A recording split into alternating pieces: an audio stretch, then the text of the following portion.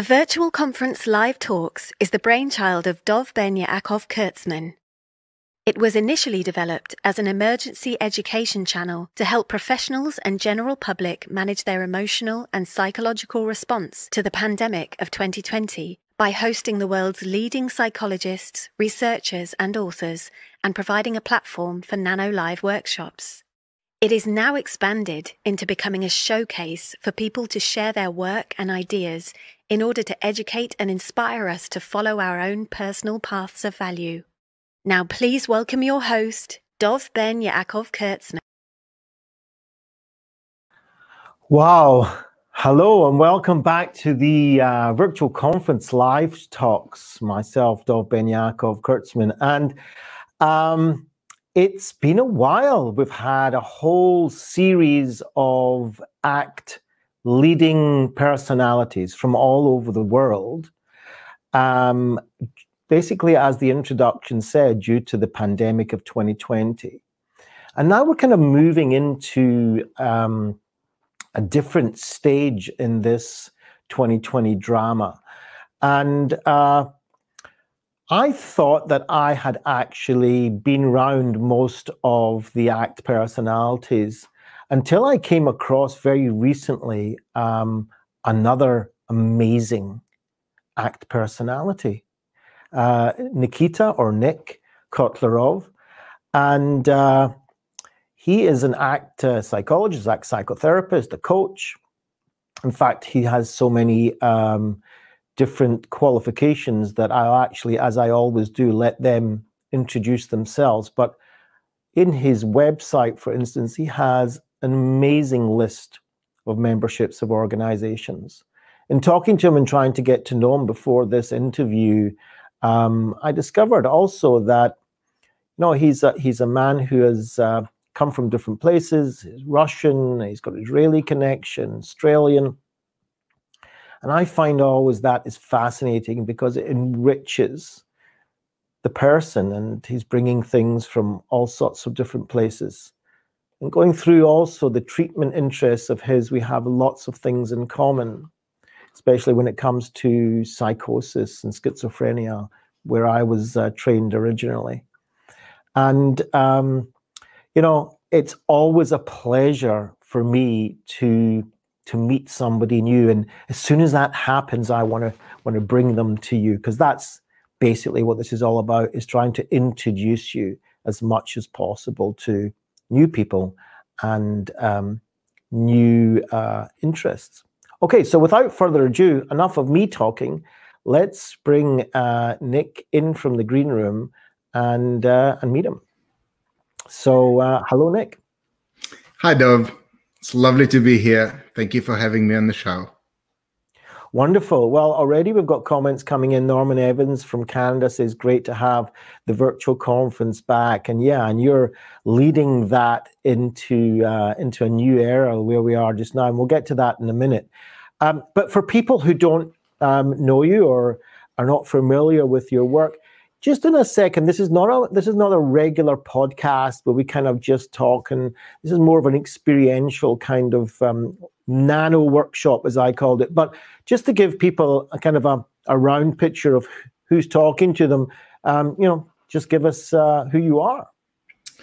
I'm a psychologist, and I guess that's how people know me mostly on a professional level. I've opened my own practice in 2007 and been around for a while. So this is well into thousands of clients. But I guess the more kind of deeper stuff is I'm a dad. I've got 3 wonderful children who I love dearly. And I think a lot of what I've learned about humans' work is from my clients. A lot I learned from my kids, and a lot I see kind of from myself and watching my loved ones as well. Well, that's wonderful. And I'm certainly going to mention all these gorgeous instruments in the background as well. But just before that, what is your connection with that? How did you get into it? I understand that you've been in it for a while. So what got you there? What was that about? Into psychology. Oh, what a lovely question. Look, and I changed that answer. I honestly, throughout the years, because I don't know, ultimately. But here are some of my musings. I initially started studying criminology. I thought it was fascinating, and I have a military history and some enforcement history in Israel. And I thought, oh, I'd love to understand the mental kind of psychological aspect of crime. And very quickly I realized that the psychology itself, human behavior, was the fascinating thing. So I finished criminology, finished a behavioral science degree, and then finished a psychological science with honors degree to sort of actually start practicing. And very quickly realized that what you do at uni is so little compared to when you then actually encounter and start experiencing or your own clients. So it's an amazing world, bottomless. Wow. Oh, no, let me add one more thing. Okay. And it's true, the heal thyself is absolutely true as well. Oh, I think a big part of it was trying to get some sense of control of what that thing between my ears was trying to do. And that's an ongoing project. Absolutely. Absolutely, with all of us. I thank you for your authenticity. That's amazing. And what about ACT though? How did you come across that in your journey? Because everything else didn't seem to rise to the occasion. I was very lucky that one of my tutors was an ACT practitioner, and she took us through an exercise. Actually, it was a raisin exercise, and I remember being blown away. I remember kind of, and it was so not academic. It was so experiential, and it took us outside of the verbal world and into kind of our bodies. It was wonderful. And once I started practicing, I went back and scheduled a session with an appointment with her saying, look, what did you do? How did this happen? Now, where do I find out more? And she said, oh, acceptance, commitment therapy and mindfulness-based interventions. And I remember thinking, well, that doesn't sound scientific at all. What is this? What does this sound? And started reading a little bit about it, started attending courses and regular meetings. We have a lovely ACT community here in Brisbane, Australia. Wonderful. Yeah. Sounds amazing. And you mentioned the fact that it's experiential, and that's kind of what caught your eye and caught your experience to get to more of that. So talking about experiences, there's no way that I can go on in this conversation without asking you about all those wonderful instruments behind you. So what is that? So very quickly, I realized that whatever you're delivering, if you want to help someone, whatever you're delivering needs to be fun. And the simple behavioral kind of principle behind this is, if it's fun, you're gonna do it again. It just increases the likelihood you'll engage again. And if it increases the likelihood that you engage again, it increases your skills. If it increases your skills, it will bring more rewards, which will increase the likelihood you will engage again, and so on. It's kind of a snowball of good juju. So I started using some music and a little bit of fun and acting, and then this a whole new creative world that I discovered. And with the instruments behind me, look, I didn't know what I was going to play. I didn't know what it was going to sound like. And I started trying different guitars. I'm not wealthy, but I've got good hands. So I got some broken instruments and fixed them up. And I found that I actually find it enjoyable. And I've been doing it for some years. So some of my favorite instruments stayed with me. The other ones found a new home. Wow. And you incorporate this into your practice? Into my practice, and more importantly, I write, produce my own music. I go by Dr. Carrot in the musical world. You can find me on Spotify and SoundCloud, Facebook. Dr. Carrot. Oh, I like that. Dr. Carrot. Maybe we'll get to what that is in a minute. But okay, what's the carrot? Well, to start off with, it's hard to see now, but I'm originally a redhead. Right. One.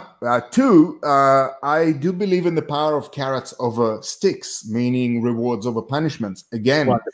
If you're doing something motivated by something that you value, driven by the reward of that, the reward means you're likely to engage again. If you're likely to engage again, and leaves a healthy person. And the biggest part of the carrot versus stick.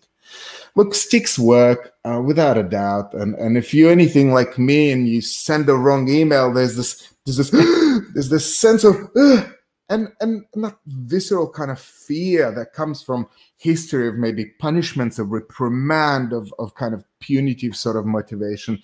Look, it works, but it's so crude. It's fast and it's intense, and we kind of go, but it lacks sophistication, it lacks flexibility, and reaches a ceiling very quickly, meaning that, look, like a proverbial donkey, if I kind of motivate myself through, bad Nick, you stupid, and so on, then, look, I'm just not going to respond.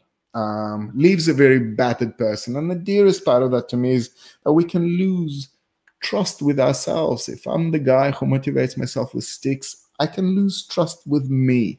And the opposite is also true. Leaves a healthy person. If I'm the guy that motivates myself with my values and the reward that comes from acting on those, well, I grow trust with myself. Hence, Dr. Carrot. And to top it all off, I didn't come up with that. One of my clients had me in their contacts as Dr. Carrot. And so I said, I'm stealing it. And they were very happy with me stealing it. Wonderful.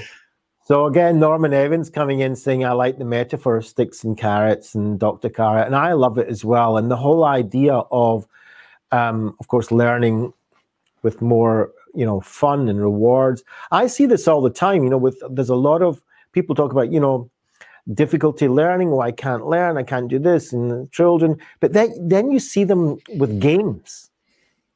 Wow. And they learn instantly with games. Instantly. I mean, and very complicated things as well. I mean, even though it's through gaming and through fun, they are learning actually extremely complex and difficult things to do, but yet it's almost comes so easily to them. So I love that idea that you're bringing forward. Go on. Absolutely. I think we forget chemically learning a new thing is reinforcing. Biologically, for our bodies, learning a new thing is reinforcing. So since we're kids, we get into trouble, finding out things we should never have opened in the first place. So yes, you're right. Absolutely. And look, this whole virtual conference started in the beginning, the height of this whole pandemic 2020. And we're kind of moving into a different stage now. At the beginning, when it first started, we were all basically in shock. We didn't really know what was going on. Everybody was being kind of locked up in their rooms. There was that stage of people started to make funny videos and do all sorts of strange things just to kind of entertain themselves. And then that moved on to a different stage where, people were just kind of settling into their own space for a while. And then as we move towards possibilities of coming out of it, then there was this anxiety of, well, will I have any work at the end of this kind of extended period? And then there's all the confusion that we're kind of going through now is, are we on lockdown? Are we going back to lockdown? Are we on? We're on the verge of a world recession, but we don't really know yet how that will play out. Is there going to be another thing in a few months? We're starting to get even more into a very anxious and unknown pathway. And the whole idea of this virtual conference was to bring to not only professionals, but the general public, and to expose Nick to the general public that we can through social media and through this connection that has become very important this year, because if, with all the physical distancing, social distancing, whatever way you want to call it, but this idea is to bring people together, to try and create a sense of community. If somebody was coming to you now, and how did you get, first of all, how did you personally get through all this? This is a rough one, and it's rough. I mean, we're speaking right now. I've come out of isolation. It's not self-isolation. I guess it's called self-isolation, but I was commanded to isolate. See, my partner was we're in Australia. So in Queensland, they've published zones of people, areas where people who were diagnosed visited, and the dates that they visited. Well, my partner visited one of those places, shopping center, a day after, and she had some flu-like symptoms, and so we've all gone and tested ourselves. And the way it works here in Australia is that you have to, after you tested, you are treated as a diagnosis until your test comes back negative. And so only today we were able to come out of self-isolation. So yeah, it's pretty rough, and I think life is pretty rough. And I mean, in my own personal life, and I'm only in my late 40s, I mean, I've seen anti-Semitism, and my dad was a Jew, so we lived in Siberia. I've seen how rough this can be. And during the perestroika, the Iron Curtain collapsing, I mean, we literally escaped was becoming the pogroms, the new kind of search. Names and addresses of Jews were plastered on light poles to help people find where Jews live. And then Gulf War in Israel, and then military moving, and every move is kind of starting from scratch. I guess what I'm trying to say, lives are difficult. This pandemic is one of those examples, but shortly, I'm in Australia again, shortly before the pandemic, we had horrific fires. And I say all this, and I'm reminded that I look at my life, and I sometimes like to reminisce, and it's kind of a pleasurable kind of experience to go back. But then when I think of some of the hardship I went through, and I look at my parents and their hardships, and they were born, my dad was born shortly before the Second World War. My mom was born immediately after. I mean, the world that they inherited was a very rough world. And when I say that, I'm immediately reminded that, well, if we go one generation back, like say my mom's parents, and that this is a generation that fought in both. So her dad fought in both the First and the Second World Wars. And some of the stories I've heard are horrific. And I don't know how far back into sort of generations I need to go, but what it appears to me, it appears to me that we're actually managing to get the world a safer and a safer place. And I think we've really managed to address things like, hunger to a large extent,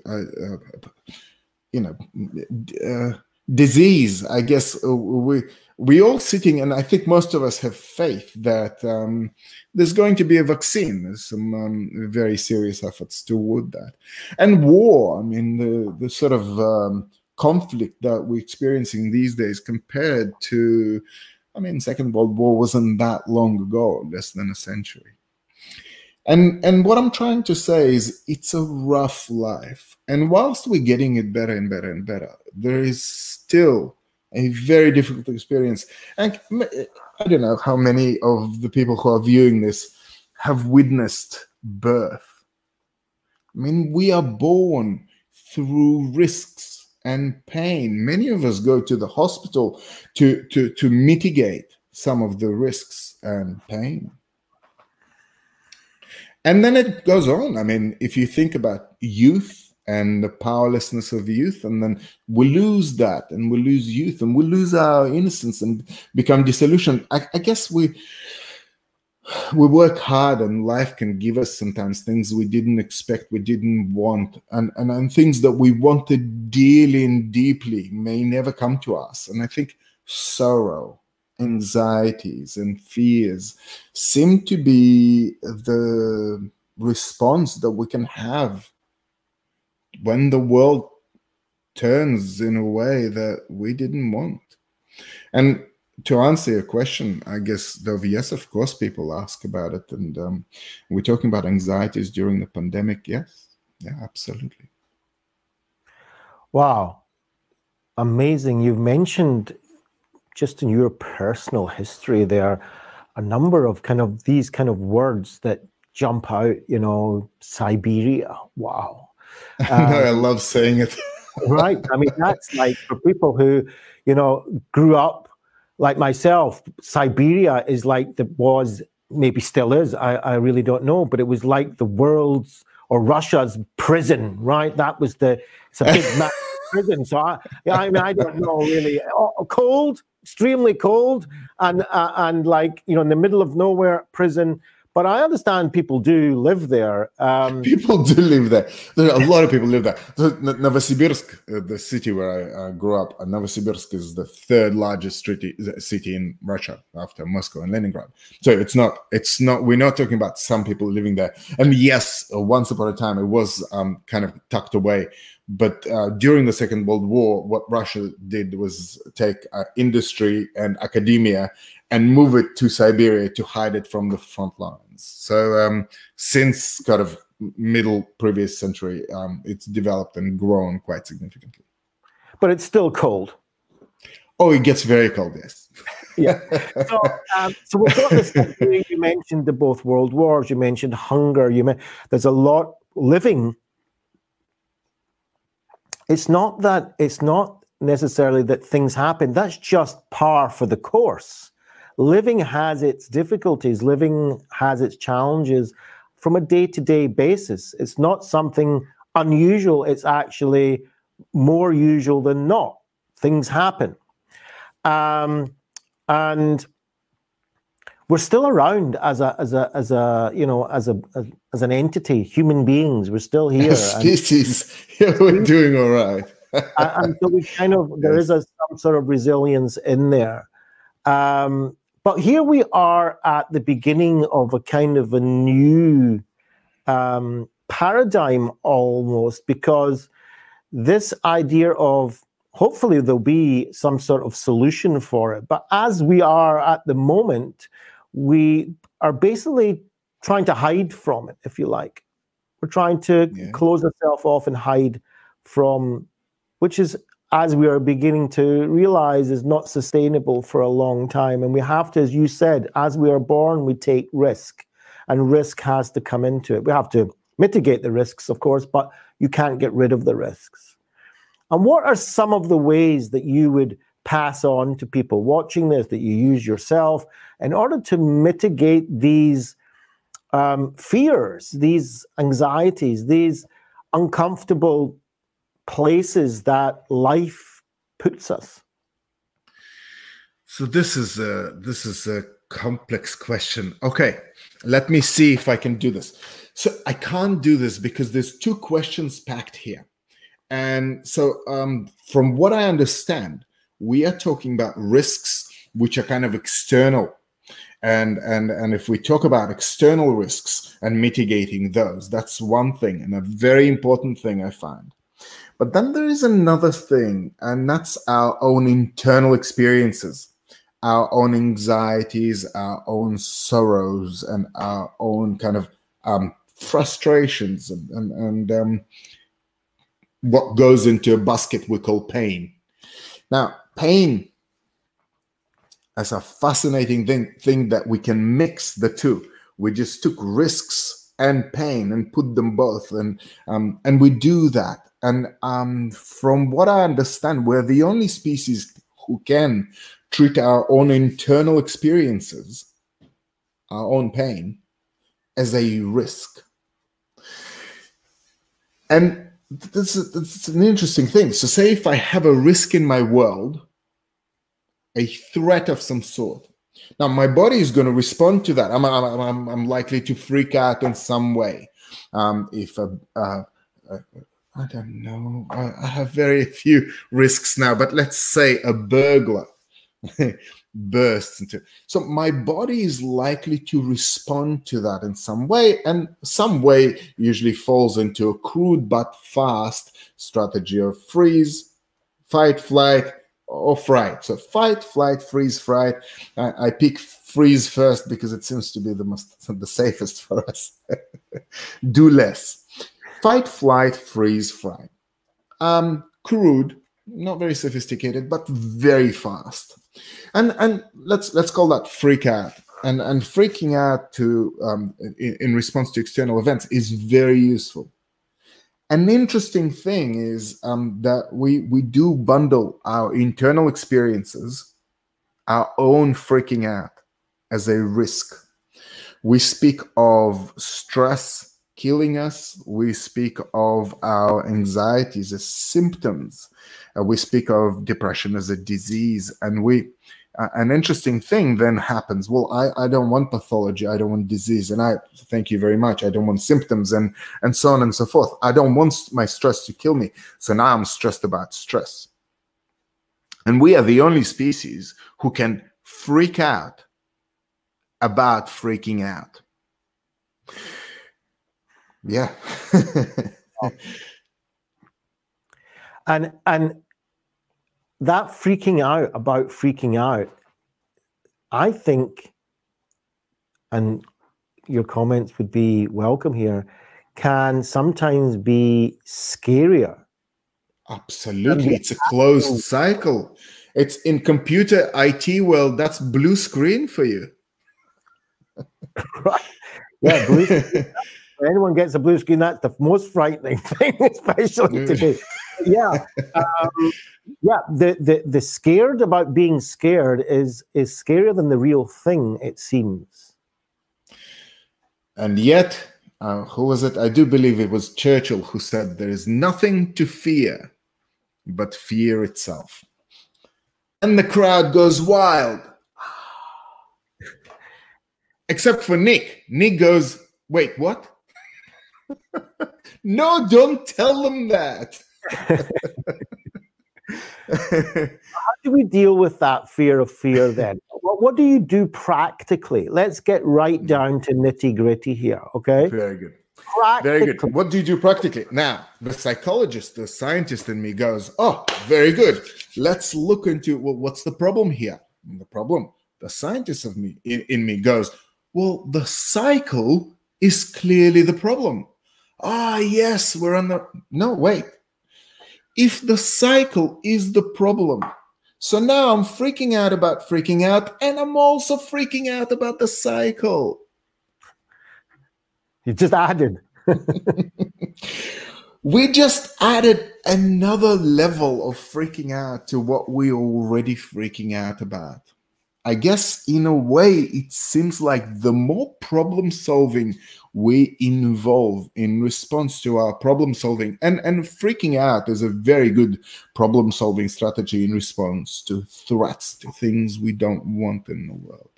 So the more of that strategy we employ in response to that strategy, the more of it you will have. And so here is let's simplify it.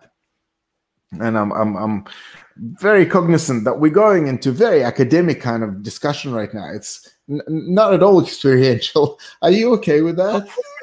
So go for it experientially. Let's do an exercise if it's something that you think would be, because there's a lot of people watching here that the academic side is not really even interesting for them. But what is really important is, when they switch off this broadcast, right? What do they do? It's a very good question. It's a very good question. By the way, while you're thinking about it, Christina's coming in. She's a psychologist, and she's obviously enjoying this conversation as much as me. What do we do? Teach us. Very good. Look, I'm very keen to find a magic pill and kind of feed it through the camera, and hopefully the magic will happen. Unfortunately, and to pull out out of my sheath kind of this a wand and cure it, and it's probably a rather masculine perspective, because I think, quick fix. I mean, I've seen some light bulb moments in my life. I've experienced some light bulb moments in my life. None of it is sustainable. It's wonderful whilst it's going on. And I did prepare an exercise for those who are watching, and it is going to be quite experiential. And I'm hoping everyone who's joining us has a piece of paper, maybe a pen, some implements, or if you're in front of your computer, maybe a document, or what I sometimes do is just address an email to myself and type stuff in. You're welcome to delete it afterwards, but I do want to engage your language in it. Now, but I do, sorry. Wonderful. Very good. I do want to respond to this need in something quick and fast and cover all and applicable to everything.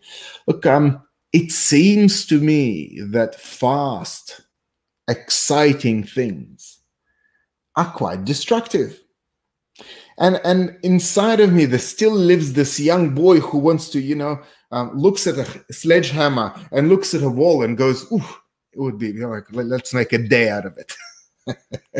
I mean, I don't know if you destroyed in your life, but taking and destroying something can be a lot of fun. And it happens very quickly, and you see immediate results. Mm-hmm. Constructive stuff, building. Say if you wanted to build a house rather than destroy it, it seems like you'd start with planning. So here's boring element number one. Then you go on to, purchase the right things, evaluating your plans, consulting with others, some more boring things. And then you're going to be putting one brick after another. And it's likely to be boring for some part. And it seems to me that nurturing constructive things in our life seem to take time. And I was going to say I raised 3 children. No, I'm still going. And it seems to me that the loving, nurturing thing to do is to put my thing on hold, the exciting thing, and be there with my baby quietly and watching. Participating, small inputs, just little by little by little. That's constructive. And it seems like we can build amazing things. We can build amazing relationships, build amazing houses.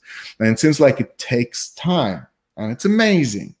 But we can destroy it a lot quicker. And that stuff is so exciting. Oh, I love that metaphor. I absolutely do. I'm going to take it. I'm going to use it. I think it's amazing because, when you're building, and that just even if it's a building, you're building a house or whatever, it becomes so frustrating also because, you might have this vision, you want to talk to the architect might say, well, that's just not going to happen. So you're going to get a lot of disappointment in what you thought was going to be, and it's just not available in the physical world. And then, you get all this designed, and then it comes to the finances behind it, and you're like, oh my goodness, it's going to cost that much. And so you have to start taking it apart and redoing it again. And then, of course, when the building happens, it always seems so slow. You just see the outline of the thing. There's an excitement there, but it's so slow. And so many possibilities for going wrong. So many. But you're right. When you take a sledgehammer or whatever, and you start whacking away in the adrenaline and everything's going, it's wonderful. It's quick. There's instant gratification. people want to watch it. Yeah, absolutely. So I don't have magic for you necessarily tonight. It's not likely to be very quick and catch all and kind of one size fit all.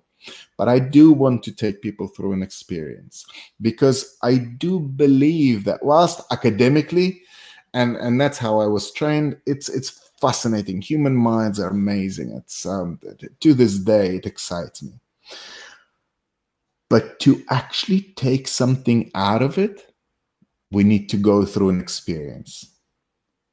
So let me know when you want me to kind of get folks prepared. Yeah, go for it right now. Go for it right now. Oh, how wonderful.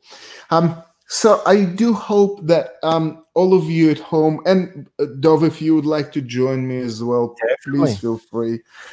When I guide these exercises, I try to do as much of it as I can.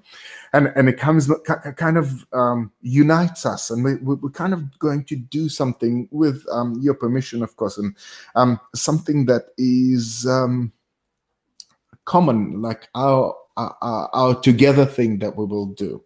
Now, I do encourage you to be comfortable. It's not a must. You could be standing up or sitting down. It is entirely up to you. I do encourage you to have a writing implement, and if you don't have one, whisper. I want you to engage your language.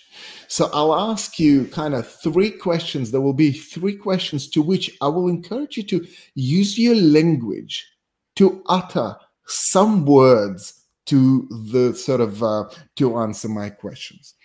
And then once we have those 3 answers, I will invite you to take a bit of a meditative kind of imagery type exercise that will help you connect with what you are finding about yourself. And hopefully, if we do our a journey well, we'll end with something that offers you a continuation. Now, if you listen to this, you will get some information. That's wonderful. And if you're a practitioner, it might be something you've already encountered, or you might find out something new. But if you go through this with me, you'll actually have the experience. So I do encourage you to kind of see if you can give yourself into this. Wonderful. And I appreciate that. To start off with, I want to ask you 3 simple questions. 1 question: what's that one of those sorrows you lived through, or one of those sorrows you have in your kind of in yourself stored, and most of us have kind of have something in the ready. Maybe I wish I had I don't know, more money growing up, or maybe I wish my parents spent more time on working through the homework with me, or maybe I wish I was more attractive and smarter, stronger, fitter, faster. What's that thing that you wish maybe you didn't have to go through, or you wish you had? Like something that kind of deep and personal to you. Welcome to write it down or utter it quietly within your own privacy. A thing that sometimes comes up for you and it's kind of stored for you in your memory about, if only I didn't, whatever it was, if only my parents used less harsh discipline. Something difficult that you keep of yourself. See if you can connect with that, and see if you can kind of kindly look at this pain. I mean, you have pain, so do I, and so does everyone you meet. It's a shared human experience. The world can be rough from time to time, and I guess that's crazy. But the way we respond to the crazy, rough world can be very normal. We respond with pain. And I want you to kind of connect with your pain. What's that thing you wish didn't happen to you? What's that thing you wish you had and you don't? It's that thing maybe you had and lost and you wish you didn't. Write it down. Kind of notice it. Have a look at what you wrote, or kind of maybe heard yourself whisper. And I invite you to take one more step and answer one more question. Second question is, what is your belief about what that pain cost you? So maybe you wish you were more attractive, and then what? What would you, if you were more growing up in a richer home, then you would be more what? If your parents did spend more time on your homework, then you would be. And if you were, I don't know, had less harsh discipline growing up, then what did it cost you? This loss, this pain, kind of take a moment and write down. Or if you can't, then whisper. I want you to engage your language to kind of connect with, well, if only, my parents didn't leave me when I was very little, I would have, I don't know, more secure attachment, and maybe I had better relationships or better love life, or maybe if I was smart, I'd have a better career, or maybe if I was more attractive, I'd have more friends around me, and so on. Kind of connect with what you kind of fear this cost you. Connect with that thing that you're missing, that you wish you had, and only if it wasn't for that pain, then you would have had that thing. What is that? And now that you're connecting that, and kind of have a look at what you've written. And if you uttered it or whispered it, kind of take a moment to kind of notice what you hear or what you said. That thing, that cost, that's dear. This is dear and it is yours. Better career, more friends, more connected relationships, or love life, or these are the things that should give you the answer to the third question. This should give you at least a clue as to what you are truly yearning for. And it might be more career success. Maybe you're truly yearning for a deeper, more meaningful intimacy and connection with your loved one, friends, and maybe a joy with these connections, or maybe health, or kind of notice that the second answer carries a clue as to what you are yearning for truly. And I want you to write it down. It may very well be the same thing you wrote in number 2, or you may phrase it differently, or you may condense it from number 2, where it was, well, this is what it cost me. You might condense it to a small value that you cherish now. How do we know you cherish it? Because your body responded. Because there was pain. I do believe it's Kelly Wilson said the way, pour our pain from the same vessel as our values. I do encourage you to kind of have this verbal in front of you and kind of consider the journey we just went through started from pain. There's something you missed out on. Something that was hurtful and sorrowful maybe. And that cost you, and that cost carries information. The number 2, cost, carries information about what you value truly. And I invite you now, whatever writing implements you've had, I'll invite you to put them down and kind of take a comfortable position. And I'll invite you to notice. We've been going through pain to cost to yearning, and I invite you to notice your body responds to pain, responds to your yearning, it responds to gravity. I mean, it's been here all along. There's nothing you need to do about it. I'm only inviting you to observe that your body responds just in this moment. And it's typical for us to kind of have preconceived ideas about gravity or our bodies. For this exercise, it doesn't really matter. I'm inviting you to look, to notice. Here, you have a body. It was here all along. There's nothing we need to do about it. And here, it responds. Notice what that's like, as if you've not felt it before, as if this is the very first time in your life that you have this opportunity. Your body responds to your pain and yearning, as well as it responds to gravity. Your body responds to your physical sensations. It responds to your breathing.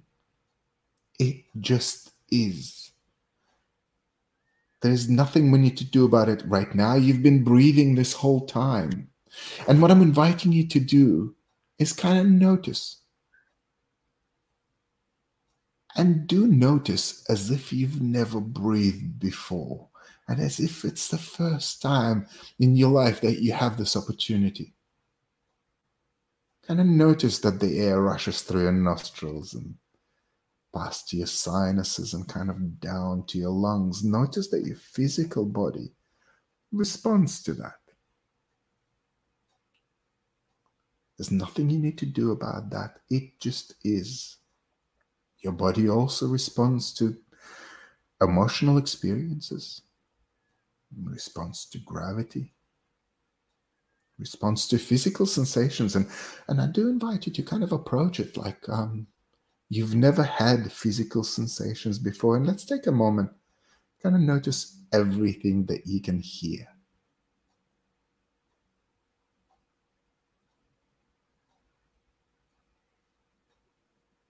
And if you're anything like me, you probably have a whole bunch of preconceived ideas about the names of those sounds, preconceived ideas about what, I don't know, how good or bad your hearing is, or maybe ideas about whether it's a good or a bad thing in the first place that you can hear. For this exercise, it actually doesn't matter. We aren't here to judge, rate, assess, or evaluate your experience. Instead, I invite you to simply connect with a kind of notice.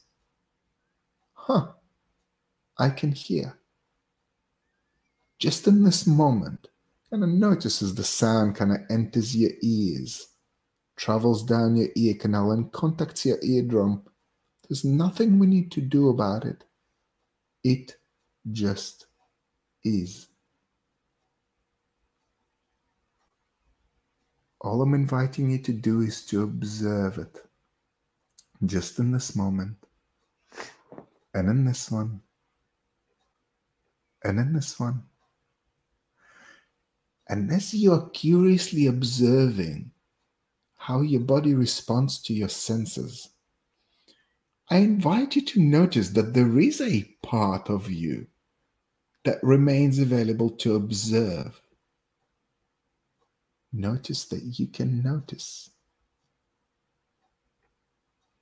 There's nothing we need to do about it. It just is. And notice your ears, your sense of hearing are kind of in your head alongside with your sight. And if your eyes are open, you probably see whatever light that's crossing your kind of eyes and contact your retina. If your eyes are closed, whatever light crosses that piece of skin that we call eyelids.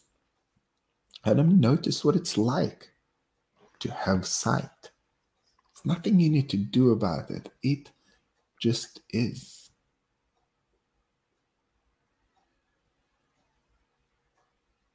And underneath your eyes, there's the nose, and it comes with a sense of smell. Nothing to do about that. Just observe. Just now. Only now. Sense of taste, touch. Notice that our bodies are responding to our sensations, physical sensations. It's been happening all along. There's nothing we need to do to stop or change it. Just observe curiously. And as we do, notice that there is a part of you that can observe.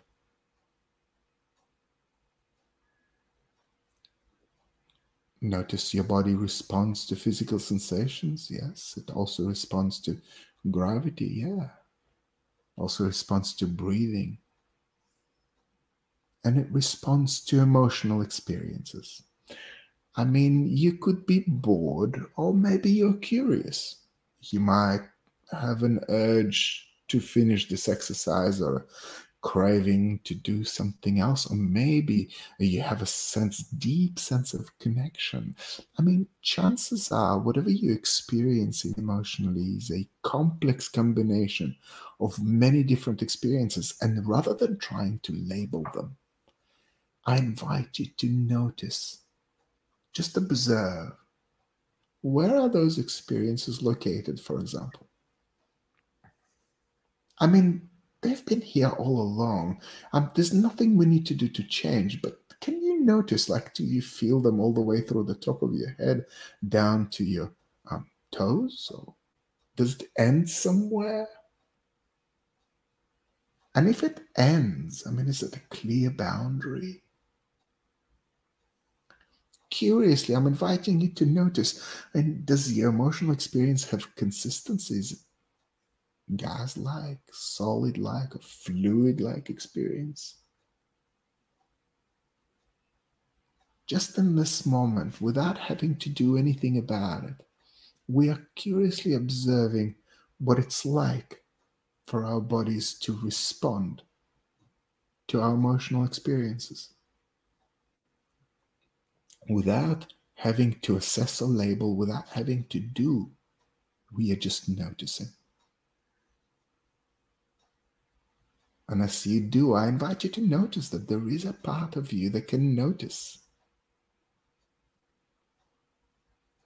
And we're speaking of emotional experiences. I invite you to notice what experiences showed up for you before. The pain of losing something you really wanted, or experiencing something you really did not. That kind of clarified the part two, the question two, the cost of what that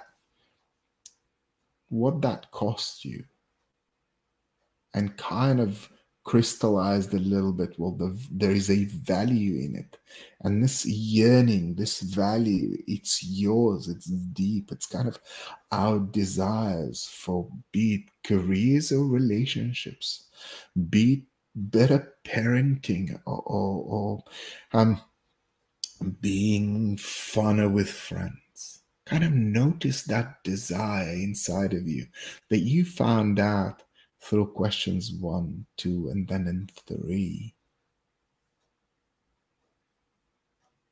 And I invite you to just allow your body to experience. We don't have to do anything about it. And if it's uncomfortable, and if you're anything like me, we'll try to control the discomfort, and we kind of tighten around it. But for this exercise, let's try to do something different. And instead of controlling, I'll invite you to allow it to happen. And instead of tightening, let's loosen. Let's free as much room in our body for this experience to be there without having to change it in any way. There, we missed out. And that pain points us in a direction of what we yearn for. Notice what that's like for you right now. only now. We don't have to stop or change that. For this exercise, I invite you to observe your yearning. Let it be yours. Let it be something you desire deeply. And now, in this place, with your desire, with your yearning, let us make a commitment. Let us agree to do something with ourselves, something within the next 24 hours. One small thing that will take you one step in the direction of what you're yearning for. So if it's about your career, and maybe you're in isolation, you might pick up that book that might take your skills just a notch up. If it's about relationships, you might say something that builds. It might be a boring, small thing, but you'll do it because it matters. If it's about parenting, if it's about friendships, if it's about you and your health, or maybe that skill that you always wanted to learn, let's make a commitment to ourselves. Let's make an agreement with ourselves. Let's promise ourselves that we will do that thing, small step, within the next 24 hours. And as you notice and clarify for yourself what that step would be, I invite you to prepare. Very soon, we kind of start noticing things that not only in our bodies and our private things, but also the environment around us. Very shortly, I'll be inviting you to open your eyes. And as you do, I'm going to ask you to write down the little commitment you made for yourself. Wherever you know and trust that you will find it, so maybe it's in your calendar, or maybe it's on your notepad, somewhere where you know that little commitment will be waiting for you when you need it within the next 24 hours. And I invite you to kind of open your eyes if they were closed, or kind of bring your attention and awareness back to your surroundings, and do what you do after a long period of not moving, and kind of be guided by your body. What does your body need? And give your body that thing, that gentle stretch. Kind of notice. Your body will tell you. Very good. And as we are back, I invite you to take your writing implement, or if you're in front of a computer, type it in your calendar, that commitment that you made with yourself, that dear thing, that dear yearning that is personal to you. What's that one thing you're going to do within the next 24 hours to take a step in that direction? No matter how small or boring it may be. That's how we build. Wow. Thank Got you. my pad and my thing. I did it. It was actually quite emotional. So it's what's fascinating, of course, and you mentioned Kelly Wilson, and it's just two sides of the same coin. The pain seems to have here a purpose, and I think that is what comes out of it for me. Is it's not just pain for pain's sake. There's some meaning and purpose behind it. It's almost, obviously, we don't particularly like suffering pains, but in this, the way that you told it, the way that you framed it up there was, you know what? In certain extents, it might even be worth that pain to a certain extent, because I'm beginning to see what really is important to me. And so it gives me that clarity of what to I'm work. really glad. I'm really glad. And so I like that very much. And yeah, I like the writing down. It's something that I need to work on more. I want to, and in that sense, it helped because writing down does help, I think. Our language is a powerful tool, isn't it? Oh, wow, so powerful. So Absolutely. And the more we begin to appreciate that, the more that it can work against us, but also very much for us if we know how to use it. Very cool. Absolutely true. Very, very powerful. And it's with language and kind of what I'm hoping that we've done a little bit is move past the language as well. I think you mentioned looking through pain and discovering your yearning. And I think this is the two sides of the coin. I like that metaphor. They are two sides. And when we try to numb one of them, we numb the other. We don't numb selectively. We numb them both. And when we connect to both, then we connect to both. The connection with our own pain, it's got purpose. Not purpose, that's our bodies telling us that we need something. This matters. Wow, I think I could talk to you definitely all day, if not all week. Me too. It's lovely. It's been amazing. And all that's left for me to say is, Nikita Kotlarov, thank you very, very much for being a guest of mine on the Virtual Conference Live Talks. Personally, I've had a wonderful time with you and look forward to deepening our connection as we go on. I appreciate it, Dov. Thank you so much for having me, and I appreciate the trust being here. Thank you very much. So there you go, Nikita Kotlarov. What an interview, what an experience just being in his presence, even though it's virtual. It's almost not even important. It's just the fact that we were with him, and he's so far away, you know, from where I am on the other side of the planet. And I'm very grateful for a medium like this, for a platform like this, so that I can actually come and be with people like Nikita Kotlarov, that in normal circumstances, you know, it wasn't that long ago that just wouldn't be possible. And so I am so grateful to the platform. I'm so grateful to what we're doing now, and of course to Nikita Kotlarov. And thank you all that join in and that share this and watch party it and like it. This is a public service, and the idea is that we all benefit as much as possible. And so until next time, bye-bye. Disclaimer, this show is not therapy, nor a replacement for therapy.